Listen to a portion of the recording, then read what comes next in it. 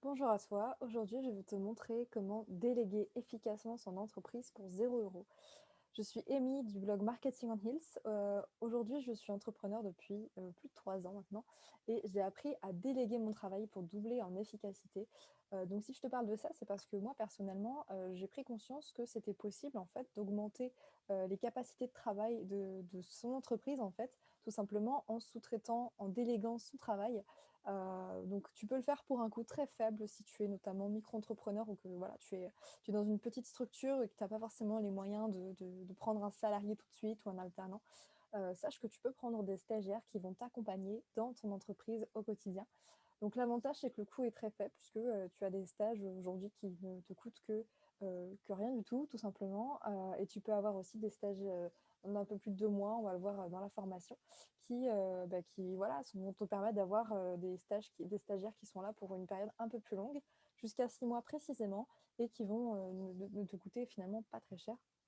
Donc, c'est très intéressant pour toi puisque tu vas pouvoir justement développer ton entreprise assez rapidement en, apprenant à déléguer tes tâches. L'avantage, c'est que le retour investissement, il est grand. Pourquoi? Puisque sur le plan humain et au niveau de la main-d'œuvre, tu vas vraiment gagner en efficacité, autant qu'en richesse humaine. Tu vas apprendre énormément des autres, tu vas avoir un espèce de reflet aussi sur toi-même, sur ta façon de travailler, sur ta façon de déléguer, sur comment, voilà, est perçu, comment te perçoit en tant que manager, en tout cas ton stagiaire. Donc ça, c'est vraiment une expérience humaine qui est enrichissante. Et outre la production, tu vas pouvoir prendre une dimension un peu de recul sur ton projet. Tu vas pouvoir avoir un regard extérieur, demander à ton stagiaire de critiquer ton projet et ça va te permettre en fait d'améliorer directement les processus de ton entreprise, les choses que tu mets en place, etc. Comment tu peux faire demain pour faire en sorte que ton entreprise soit pérenne et qu'elle soit optimale. Ça t'oblige également de prendre un stagiaire à prioriser, à diviser le travail. Ça te permet de développer tes compétences en management également et de te focaliser sur ton cœur de métier. Pourquoi? Parce que quand toi, ton métier il est sur un sujet et que tu n'as pas le temps de t'occuper de telle et telle mission qui sont importantes, je pense à un artisan que j'ai aidé qui s'appelle Tom et lui, par exemple, son métier, c'était vraiment de travailler le cuir, de travailler la matière.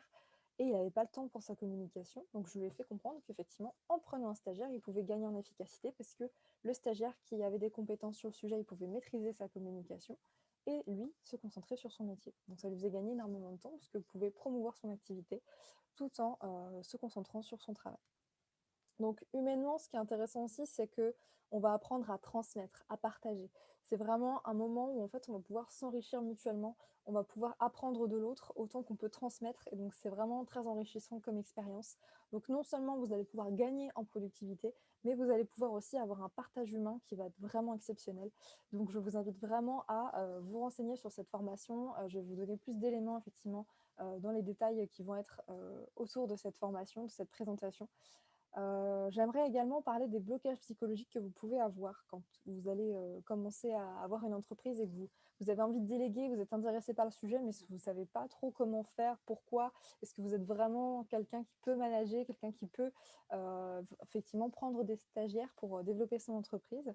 Déjà, il faut savoir que manager, c'est pas un gros mot, hein. On va pas être là pour, faire de l'esclavagisme, au contraire, on va être là pour partager son travail, partager ses connaissances également. Et sachez que quand on est stagiaire, parce que je l'ai été moi aussi, quand on est stagiaire, au final, on est content d'apprendre, on est content d'avoir des missions qui nous permettent d'avoir de l'expérience qu'on va pouvoir mettre sur son CV. Et plus on va faire des missions, plus on va enrichir ses compétences, on va enrichir son expérience professionnelle. Et donc, à terme, on va pouvoir avoir plus d'opportunités professionnelles. Donc, c'est vraiment important de comprendre que de recruter une équipe, ou en tout cas de recruter des stagiaires, ce qui va être important, c'est cette notion de transmission. Si vous partagez votre travail, c'est pas que vous avez des esclaves, au contraire, c'est vraiment vous allez dans le partage, vous allez dans le partage de votre métier, parce que vous allez aussi transmettre comment on fait telle et telle mission, parce que le stagiaire ne le sait pas forcément, donc ça va être à vous de prendre ça en main, de lui expliquer étape par étape comment ça se passe de votre côté pour mettre en place ces missions-là. Si vous avez un process très précis, vous pouvez carrément lui faire un tutoriel. Donc là, je vous donnerai plus de détails sur comment ça se passe dans la formation. Et sachez qu'il y a des freins psychologiques que vous avez peut-être qui ne sont pas, comment dire, qui ne sont pas en fait de vrais freins psychologiques. Pourquoi? Parce que vous dites, ah là là, mais j'ai pas de locaux, je suis tout seul à mon compte, j'ai pas le temps de le faire, etc. En fait, si. D'une part, pour la partie du format, sachez que le télétravail, c'est pas exclu. Moi, j'ai eu des stagiaires qui ont télétravail, ça s'est très bien passé. Ils étaient tous très, très contents de leur stage. Donc vraiment, le télétravail aujourd'hui, c'est quelque chose qui est inculqué dans les mœurs. Donc allez-y, sachez que c'est pas grave si vous n'avez pas de locaux. Après, si vous préférez avoir un stagiaire qui est là ponctuellement parce que vous avez besoin d'être sur un tel et tel endroit et vous voulez changer d'espace de travail, pourquoi pas? Mais sachez que le format télétravail est totalement accepté maintenant par les écoles et que c'est effectivement un bon moyen aussi d'apprendre et de réaliser son stage pour eux. Donc vous avez aussi le format télétravail avec des outils spécifiques qui vont vous permettre de développer vos processus, de développer la communication avec le stagiaire, etc. Il y a pas mal d'outils que je vous explique dans la formation justement qui vont vous permettre de vous organiser et de faire en sorte d'être un bon manager pour déléguer efficacement. Quand vous dites aussi que vous n'avez pas le temps, parce que vous avez beaucoup de boulot, parce qu'il y a les clients, parce qu'il y a ceci, cela, j'ai entendu beaucoup d'entrepreneurs qui disaient qu'ils n'avaient pas le temps et en final, ils ne se sont pas rendus compte que prendre 1 heure pour expliquer au stagiaire comment il va faire cette mission-là, ça peut vous permettre de libérer des jours entiers, complets, vraiment sur une tâche en fait qui vous demande beaucoup d'investissement, beaucoup d'énergie, beaucoup d'efforts. Et vous pouvez vraiment doubler votre productivité et optimiser vraiment votre temps. J'ai un ami stagiaire, j'ai un ami en tout cas qui a pris un stagiaire, pardon, et pareil, il était dans cette dynamique de non mais j'ai pas le temps, je peux pas gérer tout ça, j'ai ça à faire, etc.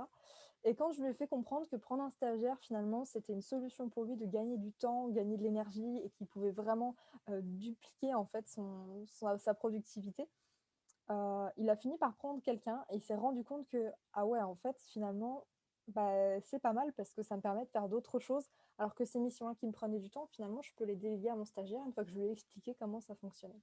Donc vraiment, faut pas vous dire que ça va vous faire perdre du temps, de l'énergie, etc. Vous pouvez prendre le temps de faire le point 2 heures par jour ou 2 heures tous les 2 jours, par exemple, ou une fois par semaine si vous avez envie que le télétravail fonctionne bien et que votre stagiaire est efficace. À partir du moment où en fait vous avez mis en place une organisation, un processus que je vous explique justement, l'intérêt c'est que après vous gagnez du temps, vous gagnez de l'énergie, vous gagnez de la productivité et vous pouvez vous concentrer sur ce qui vous fait vraiment envie.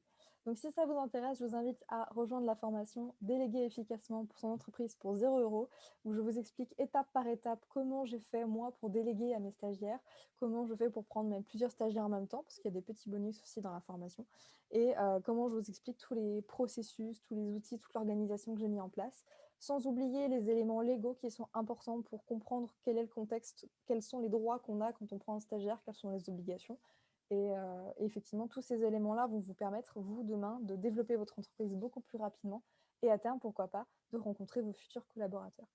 Donc si ça vous intéresse, n'hésitez pas à demander la formation, elle est disponible actuellement et je vous retrouve directement dans la formation.